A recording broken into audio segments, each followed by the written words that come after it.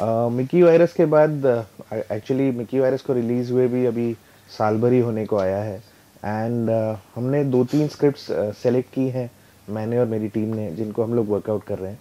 तो Mickey virus के बाद आप पहली फ़िल्म देखेंगे जिसका नाम है मीट द पटेल्स।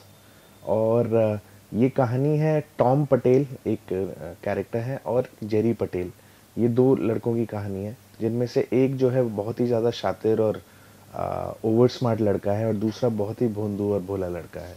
ये इन दोनों की कहानी है और meet the Patel is shot in Bombay, picture Bombay की कहानी है पर 2 गुजराती लड़कों की कहानी है। इसके अलावा इस फिल्म में और भी कई किरदार हैं जो आते और जाते रहेंगे।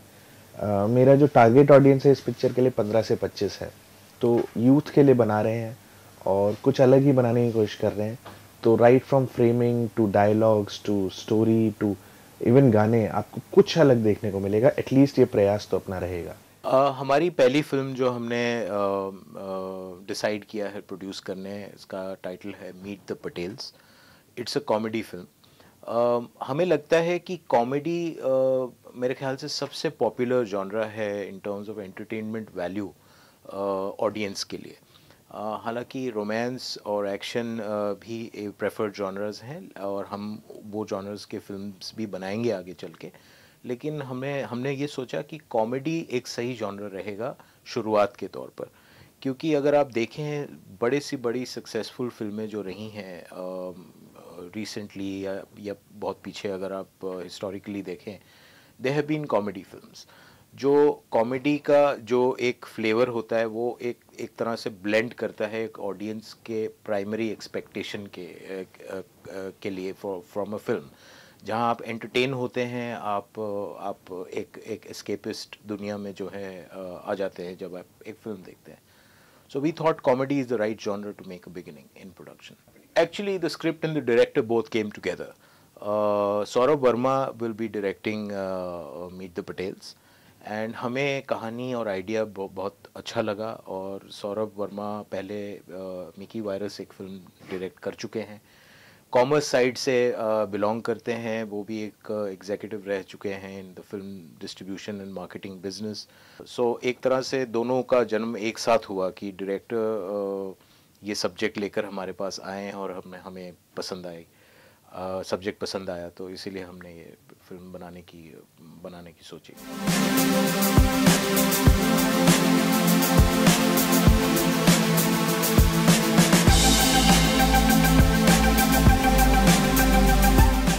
मीट द पटेल्स की स्टारकास्ट अभी उनका चयन हो रहा है, अभी उनको कास्ट किया जा रहा है। आप जल्दी न्यूज़ सुनेंगे कौन कौन उस पिक्चर में है, पर अभी थोड़ा सा जल्दी होगा बताने के लिए कि कौन कौन है इसमें।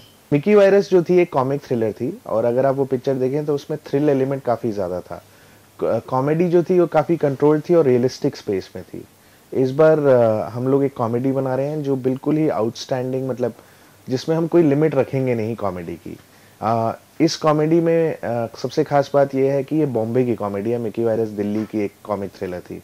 दूसरा ये है कि इसमें कोई भोंडापन नहीं है, इसमें कोई गाली नहीं दे रहा, कोई ज़बरदस्ती की कोई एडल्ट जोक नहीं मार रहा, कोई एसएमएस जोक नहीं मार रहा और कोई लड़का लड़की नहीं बन रहा।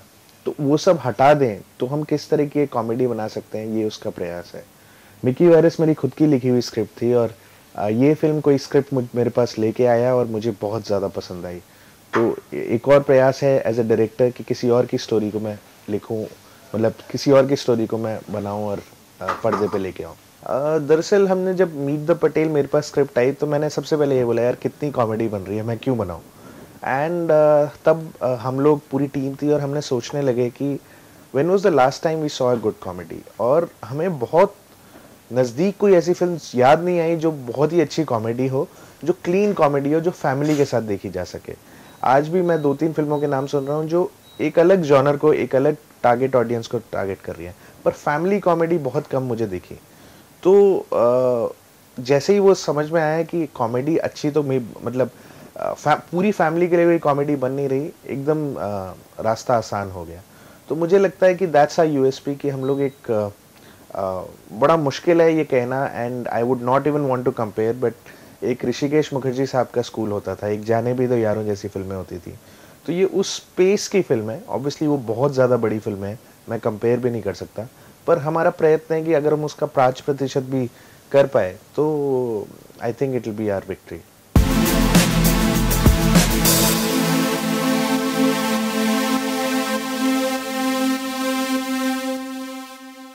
For more news and gossip, don't forget to subscribe to Bollywood Helpline.